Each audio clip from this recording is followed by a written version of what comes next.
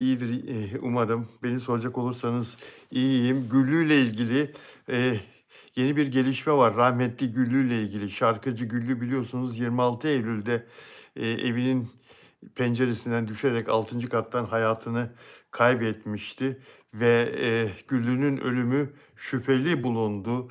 Eee, Düşmesi aşağıya, şüpheli bulundu ve tüm şüpheler de çocukları üzerinde toplanmıştı. Özellikle kızıyla ilgili annesini öldürdüğü şeklinde çok çeşitli iddialar var biliyorsunuz. Bugün Güllü'nün vefatının üzerinden dostlar 41 gün geçti. 41. gün bugün. Eee, ve yeni yeni gelişmeler var. Biliyorsunuz Güllü'nün vefatından sonra, eee, onun patronu patronu Ferdi Aydın Güllü'yü çocuklarının öldürdüğünü iddia etmişti ve son zamanlarda da kızıyla ilgili, iddialarını yoğunlaştırmıştı. Hatta Ferdi Aydın'ın ikna edip, ifade vermeye ikna edip Yalova Cumhuriyet Başsavcılığına götürdüğü 2 tanık, bunlar Güllü'nün kızının arkadaşları. Biri Çağrı Kutlu, diğeri ise Bircan Hanım. Eee, Kesinlikle Güllü'yü kızının öldürdüğünü söylemişlerdi. Bu tanıkların ifadelerinden sonra arkadaşlar, önceki gün Başsavcılığı, Yalova Cumhuriyet Başsavcılığı, Güllü'nün kızını Tuğyan'ı yeniden ifadeye çağırdı. Aynı zamanda Tuğyan'ın yakın arkadaşı ve Güllü aşağı düştüğü zaman evde olan Sultan'ı da ifadeye çağırdı. Bu son Bircan'la Çağrı'nın, Tuğya'nın yakın arkadaşlarının ifadeleri savcılığı harekete geçirdi ve bu iki kişi, Cumhuriyet Başsavcılığına, Yalova Cumhuriyet Başsavcılığına giderek soruları cevaplandırdılar arkadaşlar.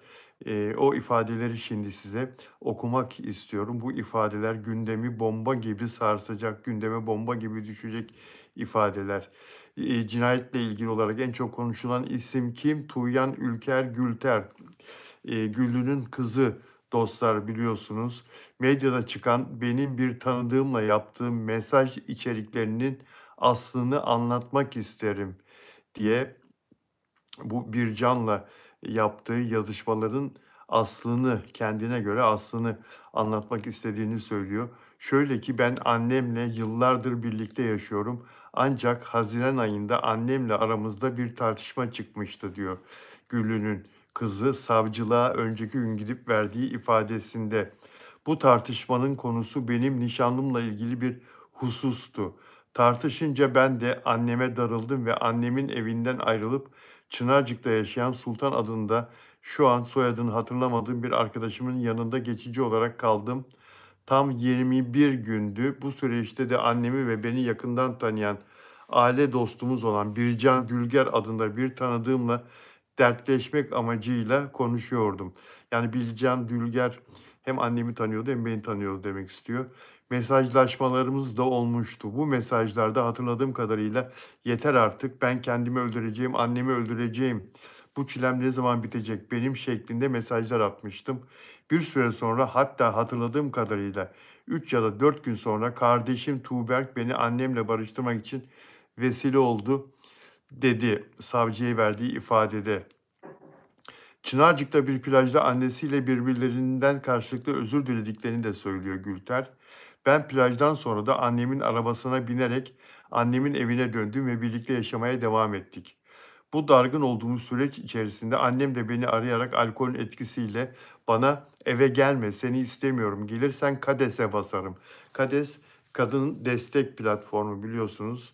Şiddete uğrayan kadınlara destek için Emniyet Genel Müdürlüğü'nün cep telefonları için yaptığı bir uygulama. Bunu indiriyorsunuz ve başınız sıkıştığında bir kadın olarak oraya basıyorsunuz. Kendinizi tehlikeye hissettiğinizde 4 ya da 5 dakikada polis yanınızda. "Kadese basarım, seni öldürürüm" gibi sinirle söylenen sözler söylüyordu annem. Hatta küfür ediyordu. Biz annemle ara ara tartıştığımızda sinirle birbirimize bu tür laflar ediyoruz. Çünkü annem özellikle alkol alınca sinirlenen biriydi, diyor Güllü'nün kızı. Sinirlenince de alkolün etkisiyle ne konuştuğunu bilemezdi. Çok bu tarz inciltici veya tehditvari sözler söyleyince ben de anneme kızardım, sinirlenirdim. Annesinin son dönemdeki çıktığı mekânın sahibi sahneye çıktı.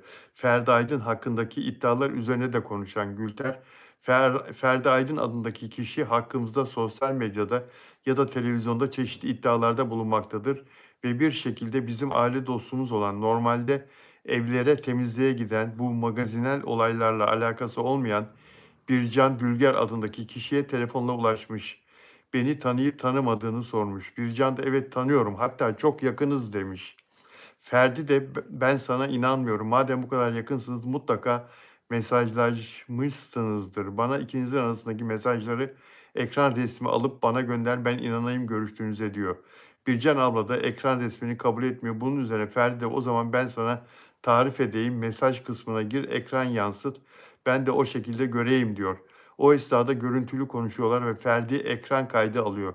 Bu şekilde benim yukarıda bahsettiğim Bircan ile yazıştığı mesajları kendisi telefonda kayda alıyor ve bunu televizyonlara veriyor. Sanki bu mesajları ben yeni yazmışım gibi yansıtıyor ve annemi aslında düşmediğini, birisi tarafından öldürüldüğünü iddia ederek hakkımızda isnatlarda bulunuyor. Mesajlar benim çok kırıldığım bir dönemde Bircan ablayı çok yakın bulmamdan kaynaklı attığım mesajlardır zaten.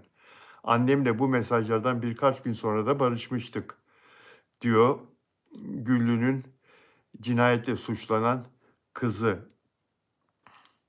Annesiyle dargın olduğu dönemde Bircan ile soyadını hatırlamadığı Çağrı isimli birinin kendisine yardımcı olduğunu ifade eden Gülter, Çağrı savcılığa geçen gün ifade veren, Çağrı'nın ve Bircan'ın ifadesinden sonra savcılık çağırıyor Güllü'nün kızını tekrar ifadeye. Belki Bircan'a attığım bu mesajların benzerini Çağrı abiye de atmış olabilirim ama hatırlamıyorum. Onun dışında ben başka kimseye annemle ilgili bu tarz söylemedim, bu tarz sözler söylemedim. Annemle herhangi bir husumetim yoktur diyor. Mesajlarınıza bakayım. Henüz tutuklama yok ama gittikçe çember daralıyor arkadaşlar. Ne olacağını hep birlikte göreceğiz. Bilal Bey bu hafta tutuklama yapar mı sayın savcılarımız diye Dağdelen soruyor. Ali Gündüz selam verdi. Annemle herhangi bir husumetim yoktur. Zaman zaman anne kız tartışması her evde olduğu gibi bizde de olurdu. Zaten o tartışmamızdan sonra da birlikte aynı evde yaşamaya başladık. Hatta Çiğdem abla da bu duruma şahittir dedi. Dostlar bu canlı yayını çok önemli bir konu olduğu için ani olarak açtım. Bu ifadelere yeni ulaştım. Güllü'nün kızının Cumhuriyet Savcılığına verdiği yeni bir ifade. Bu önceki gün verdiği ifade ve bu çok sıcak bir konu. Güllü'nün kızıyla ilgili iki tanığın, iki arkadaşının, Bircan'ın ve Çağrı'nın cinayeti o işlemiştir diye savcılığa ifade vermesinden sonra savcılık Güllü'nün kızını ifadeye çağırdı ve ifadesini aldı. O ifadeyi okuyorum size. Televizyon programına çıkan Başak Mutlukan isimdeki kişiyle 2-3 kez görüştüğünü ifade eden Güllü'nün kızı annemin arkadaşının kız kardeşidir. Annemle de zaman zaman görüşmüşlerdi. Ancak son 1,5 yıldır annemin arkadaşı olan Tuğkan Mutlukan ve onun kız kardeşi Başak ile görüşmüyorlardı. Başak adındaki kadın televizyona çıkarak annemin benim ve kardeşim tarafından işkence gördüğünü iddia ediyor. Ancak bu iddiaların hepsi asılsızdır. Böyle bir şey söz konusu değildir. Hatta Başak bizim Çınarcık'taki evimizin çok eski zamanlarını bilir.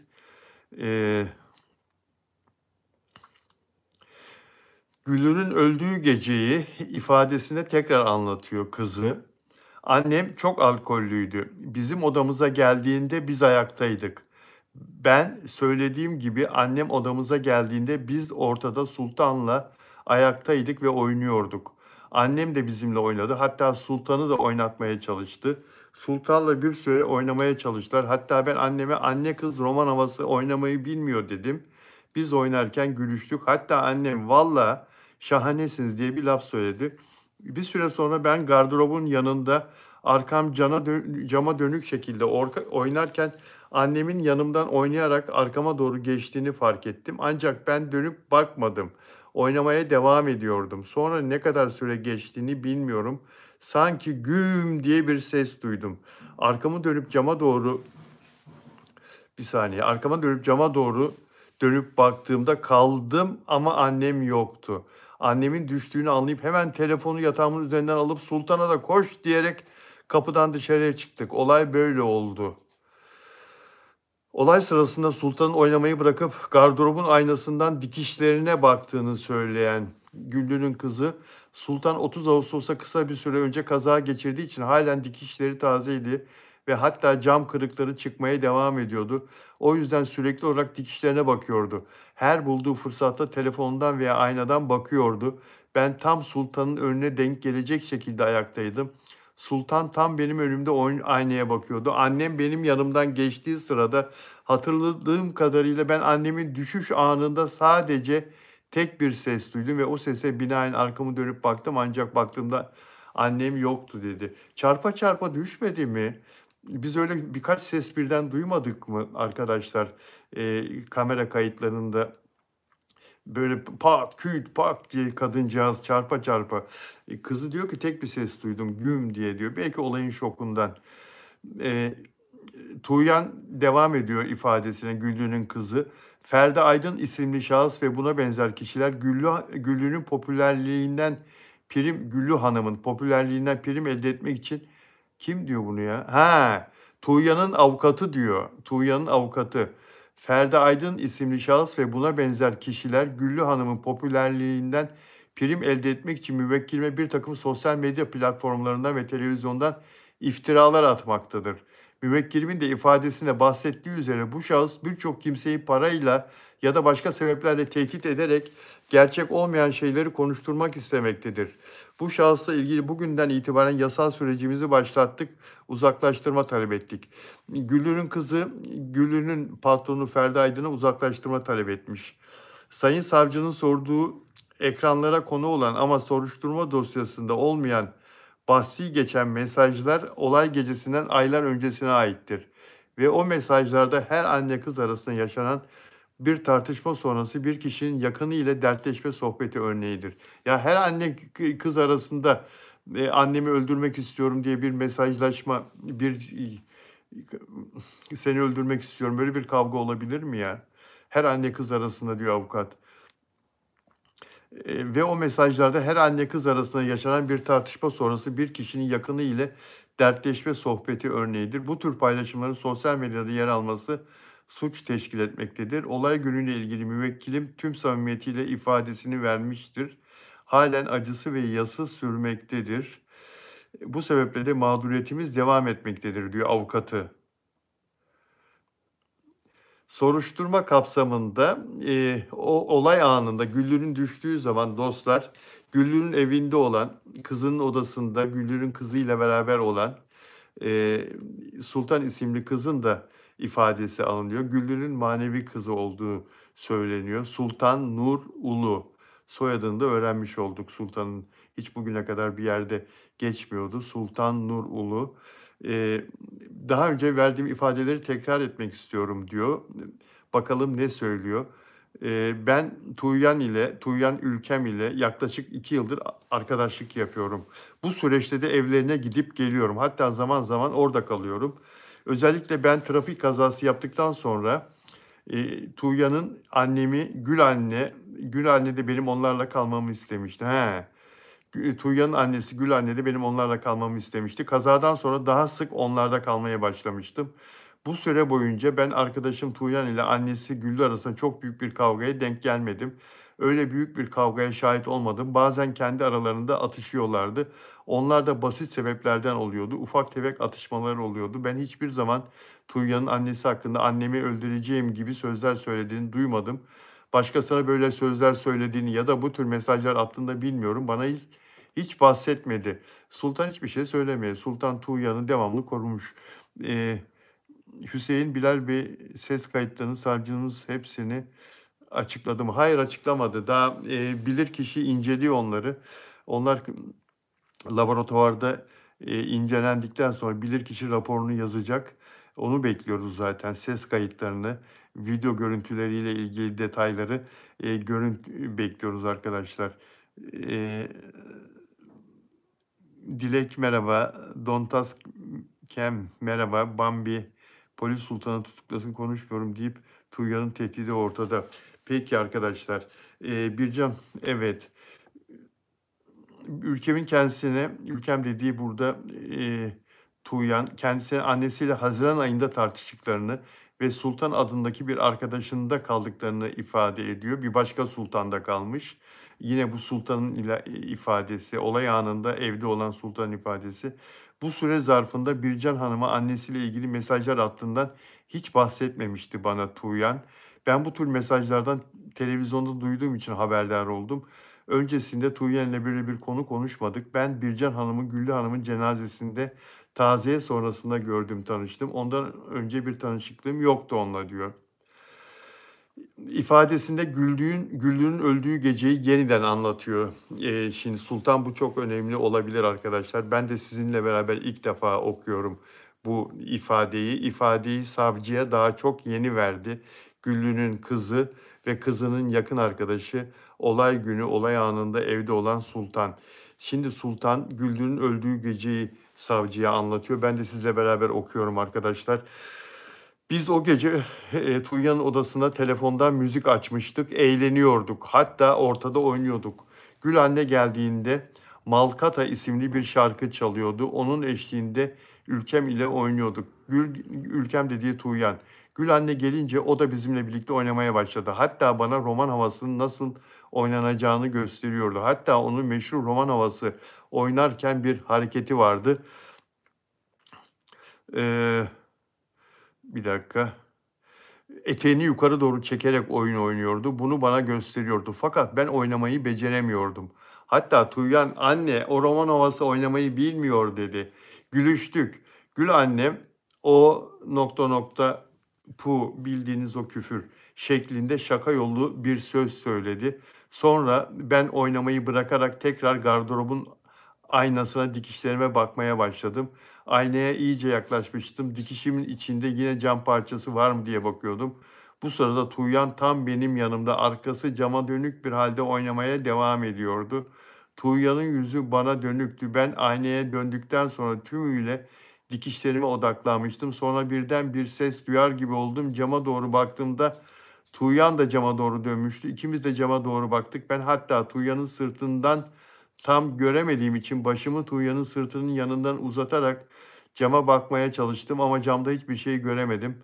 Gül anneyi görmedim. Bu sırada ben ne düşüneceğimi de şaşırdım. Sadece Tuğya'nın koş lafını hatırlıyorum. Onun koş lafıyla birlikte merdivenlerden aşağıya koşmaya başladık. Ne kadar korkunç. Ne kadar korkunç. Yani burada eğer Tuğyan ittiyse annesini aşağıya bunu görememiştir Sultan.